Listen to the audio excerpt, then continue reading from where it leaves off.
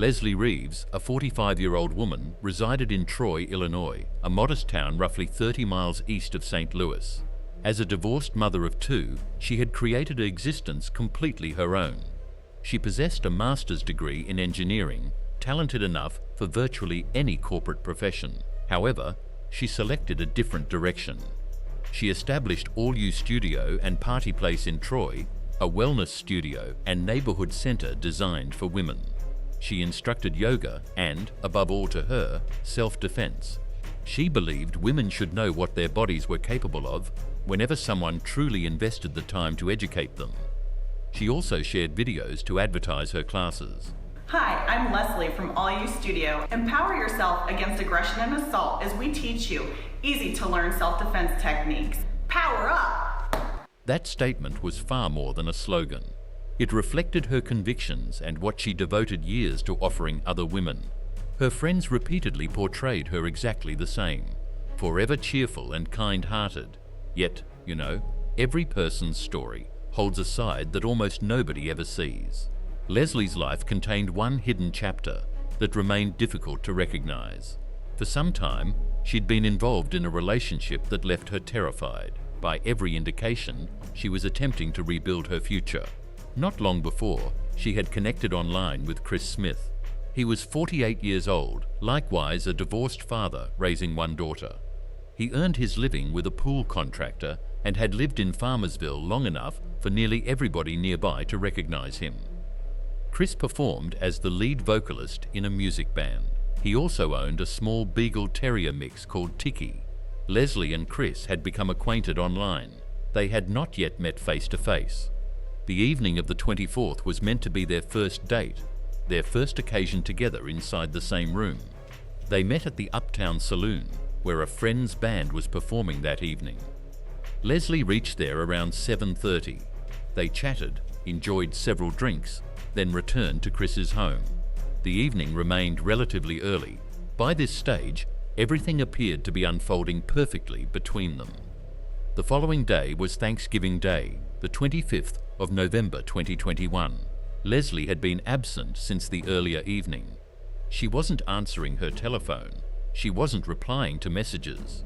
Nanette, her closest friend, knew precisely where she had traveled because Leslie had informed her. They had planned to celebrate Thanksgiving together alongside family and friends, yet Leslie wasn't replying to texts or calls. At 12:42 in the afternoon, Nanette called 911 requesting a welfare check at a residence on Nobby Street in Farmersville. She drove there personally. She remained inside her car outside while waiting for officers to arrive. At nearly the identical moment, another call arrived separately from Nanette's. Chris had failed to appear for Thanksgiving dinner, something completely unlike him. One friend went to check on him, peered through the side window, and spotted blood beside a man's leg lying across the floor. She also called 911. Then EMT Dennis Hobson arrived. He had known Chris for many years. He discovered the side door damaged, with glass scattered across it. Looking into the kitchen, he saw his friend lying there, barely surviving then. After entering the dining room, he discovered a woman lying on the floor. It took only moments to realize she had already died. He reported it immediately. 2 victims with gunshot wounds. One survived, one didn't. Nanette remained outside inside her car when she watched the ambulance arrive for Chris. She watched him being carried away. She waited for Leslie to come next. A detective approached her driver's window. He requested a photograph of Leslie. She unlocked her phone and showed it. Then the detective delivered the devastating news. He told her, "Your friend has been murdered. I want you to know that she went very quickly." A gunshot to the head, Nanette remained inside her car. She completely lost control in that moment. Inside the residence, Illinois State Police Crime Scene Services carefully examined everything. Josh Easton, a crime scene investigator with over 1,800 scenes throughout his career, documented everything. The shattered door glass, the disturbed kitchen, the refrigerator, the table, the chairs, the blood covering the kitchen from corner to corner, across the cabinets, the countertop, even the refrigerator itself. The result of 12 hours of bleeding by a man unable to speak, unable to call for help, unable to do anything whatsoever except remain there, while his little dog Tiki pressed herself against him seeking warmth during the hours before anyone arrived. 2 silver-coloured 9mm bullet casings, one inside the kitchen, another within the living room beside Leslie's body. No weapon existed anywhere at the scene. One of the most horrific I've been to, Easton said. That remained his judgment after 1,800 crime scenes. Chris Smith was transported to St. John's Hospital in Springfield. He was barely conscious when responders found him. 1 bullet had entered the top of his skull and remained lodged inside his brain. Surgeons removed part of his skull along with bullet fragments. They placed him into a medically induced coma. Nobody knew if he would survive at all. Investigators began their inquiry and interviewed numerous people connected with the victims. Nanette had provided them one name. Another friend, Amy Steinhauer, had contacted the sheriff's office separately and independently, with neither woman aware the other had already reported exactly the same person. Both identified Robert Tarr. But who exactly was Robert Tarr? Bobby, among those who knew him, a contractor from Collinsville, divorced, father of 3, someone Leslie had once loved but was now, with careful determination, trying to leave behind forever. According to her friends, Leslie had told them plainly and unmistakably, "I could be killed by him someday if I don't cut all contact." She made one decision: block him everywhere, phone, email, every avenue, total disconnection. The sheriff's deputies travelled to Collinsville that very evening. Upon reaching his home, Tarr agreed to accompany them to the station without hesitation and without requesting a lawyer. He sat opposite Detective Roach. Leslie is dead. What? Can you help me shed some light on this? How did she die? She was murdered. What happened? That's why we're here with you. You know where Farmersville is? Farmersville. No, I can't say that I do. I've never been there. I've never heard of it. Tarr was questioned regarding his whereabouts the evening before Thanksgiving holiday. I went to a buddy of mine's house. He left and left me some money out of his shop, and I had to go pick it up. Remember what time you came back? Yeah, it wasn't that long. Maybe 6:30ish, something like that. He replied, "You can ask my daughter to confirm I was home." They did exactly that. His daughter, Shelby Tarr, was waiting in another room inside the same station. So the first time he left was roughly 6:30. Right. And then he came home about a half hour later and said he had to go back. Right. And then it was 9:15-ish when he got back home. Yeah. He gets home. He was crying. He was sobbing. He said he missed Leslie.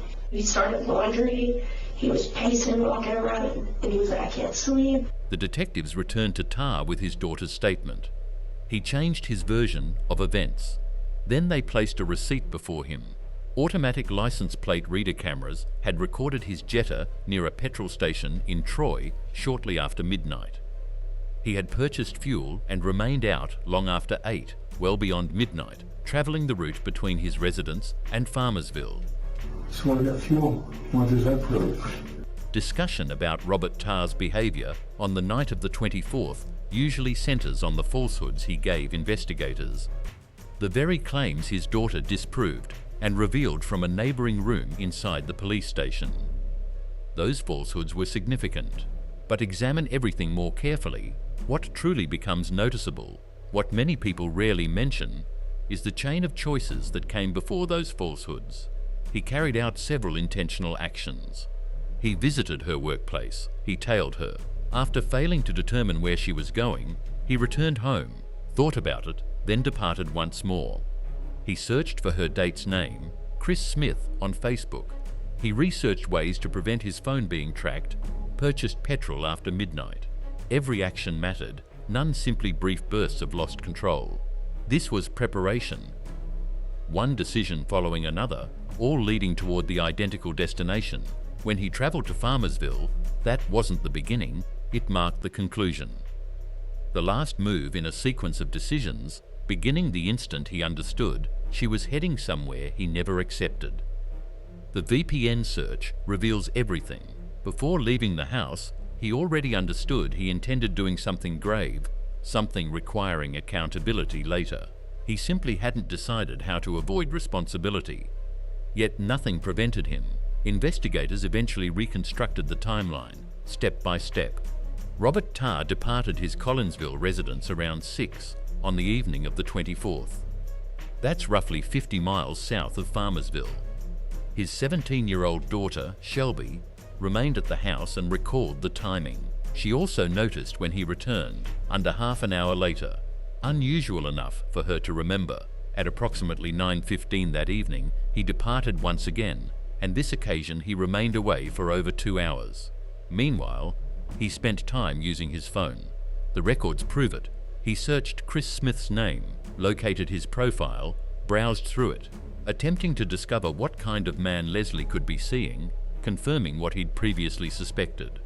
He messaged his friend, Billy Adams. "I don't feel like she would drive that far for a party or go out with a girlfriend. I think it's for a dude." He wasn't merely searching for names. He researched whether police were able to trace a phone operating through a VPN. He wanted confirmation whether his phone might be tracked before he even stepped outside. Why ask that unless your decision was already settled about what happened next?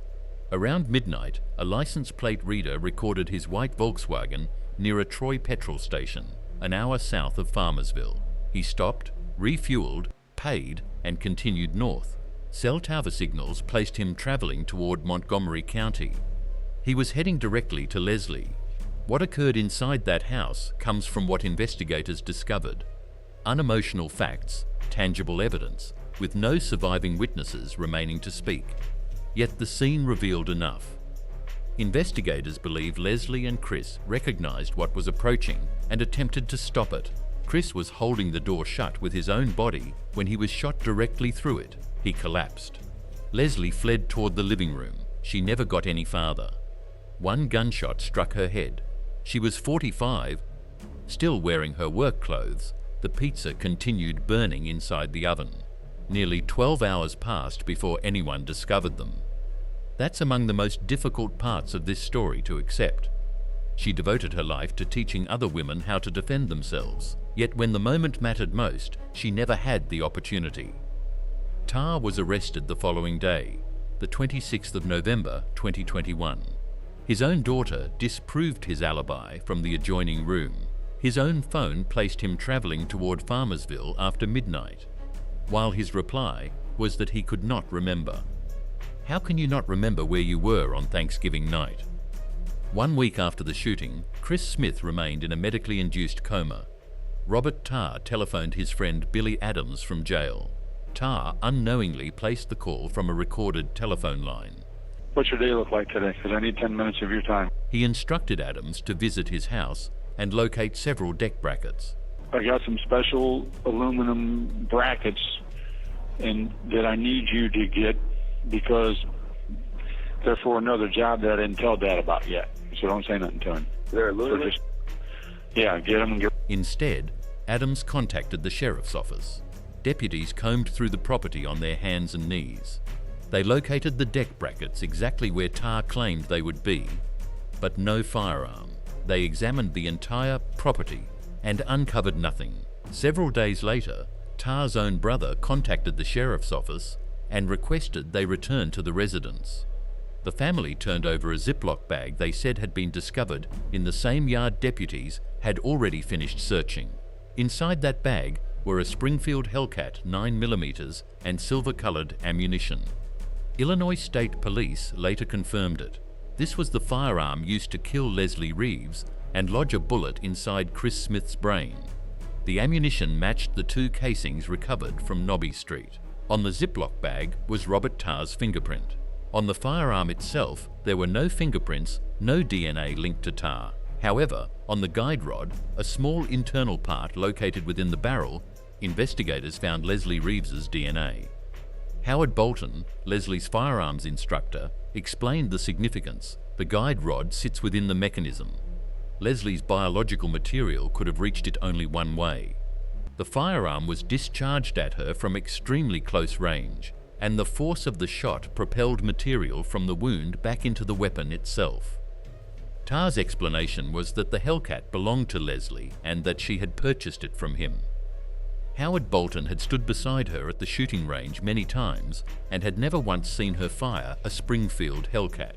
In September 2022, a grand jury added 2 additional counts: solicitation of murder for hire. An inmate claimed Tarr had offered him £10,000 to kill Chris Smith, the only surviving witness, and to murder the lead detective assigned to the case. Tarr denied the allegation, saying he had loaned the inmate £10,000 for bond. Eventually, however, those charges were dismissed. What remained was still more than sufficient. By then, Chris was recovering, but he retained no memory of what had happened. He couldn't even recall who Leslie was. The sole witness, who could have identified the attacker, remembered nothing about that day. Prosecutors nevertheless moved ahead with trial proceedings. Robert Tarr's trial began on the 26th of April 2024. Prosecutor Andrew Affronti presented the case piece by piece. The message sent to Billy Adams, the Facebook search for Chris Smith, the license plate reader hit, the petrol station receipt, his daughter's account of the 2 departures, the crying, the washing at 2:45 in the morning, the murder weapon carrying Leslie's DNA on the guide rod, and Tarr's fingerprint on the bag containing it. The jail call where he asked a friend to visit his house and remove something he referred to as deck brackets. Tarr's defense lawyer, Dan Foltz, highlighted the lack of physical evidence directly tying Tarr to the crime scene. No blood inside his vehicle, no DNA at the location, no fingerprints on the firearm. Tarr did not testify. A tactical choice, Foltz argued, intended to prevent additional damaging evidence emerging during cross-examination. The defense urged jurors to find reasonable doubt in everything that was missing. The jury deliberated for 3 hours. Robert Tarr was convicted on 4 counts: first-degree murder of Leslie Reeves, attempted first-degree murder of Chris Smith, and 2 firearm enhancements. The jury returned the verdict on his 51st birthday. On July 1, 2024, the judge sentenced him to 85 years behind bars. He received 25 years for murdering Leslie Reeves, 10 for attempting to kill Chris Smith, and another 25 years for each firearm enhancement. Illinois law requires him to serve at least 85% of that sentence before parole can even be considered. Calculate it, and the earliest possible eligibility date becomes August 21, 2101. He is incarcerated at Lawrence Correctional Center in Sumner, Illinois, serving every day of those 85 years. The firearm enhancements are what pushed his sentence dramatically beyond what it otherwise would have been. Without those enhancements, Tarr would have faced 35 years, a term a healthy 51-year-old might realistically survive. With them, he faces 85 years, and parole remains little more than a fantasy. The year 2101 is a lifetime away. The law makes one point unmistakably clear. The firearm was not merely an accessory. It was the instrument that made escape impossible for Leslie Reeves. She could neither flee nor defend herself. The firearm was central to the entire plan. That decision transformed one man's jealousy and anger into something irreversible. It is worth reflecting on how prosecutors secured a conviction carrying genuine weight. Considering there was no recovered murder weapon, no Tarr DNA at the crime scene, and no eyewitnesses, the case rested entirely on circumstantial evidence, yet it fit together tightly. The jury needed only 3 hours to reach a decision. Tarr will spend the rest of his life in prison. The people who loved Leslie Reeves, who understood the dangers she faced and read her warnings, received at least that measure of justice. Chris Smith survived, but not without lasting damage. A bullet fragment remains lodged in his brain, positioned where surgeons cannot safely reach it. His left leg is partially paralyzed from the hip downward and completely paralyzed from the knee to the foot. While hospitalized, he suffered 3 strokes. Doctors were forced to remove and later replace part of his skull to relieve pressure. Yet most mornings he rises early, goes to the gym, and rebuilds his strength little by little. Determination continues to drive him. During his recovery, his house was sold at auction and eventually demolished. He moved in with his mother, Sharon. Later, he met Michelle Albrecht, fell in love, and proposed to her on stage. One detail many accounts overlooked is that Leslie Reeves devoted her career to creating spaces and resources for women seeking freedom from controlling relationships. She taught self-defense classes. She showed women they were capable of protecting themselves. She even identified in a text message the man she feared most, the same man who ultimately killed her. She was not naive. She recognized every warning sign. That is what happens in coercive relationships, even to people who can identify every red flag. Awareness alone does not break the cycle. Knowledge does not provide an escape route. Even a self-defense instructor cannot always save herself. That was the part absent from the headlines. The version widely reported was about a first date that ended in tragedy. The story that truly deserved attention was about a woman who recognized the danger clearly and still somehow remained not entirely free from it. And what that reveals about the nature of these situations is that no amount of personal capability or intelligence can reliably solve them. Leslie Reeves' 2 children are now being raised by their father. Every case leaves questions behind. What's your verdict? If you enjoyed this investigation, like the video and subscribe to Crime Scene Files for more true crime stories. Tell me your theory and where you're watching from in the comments now. Click the next case on your screen, because the truth is never as simple as it seems.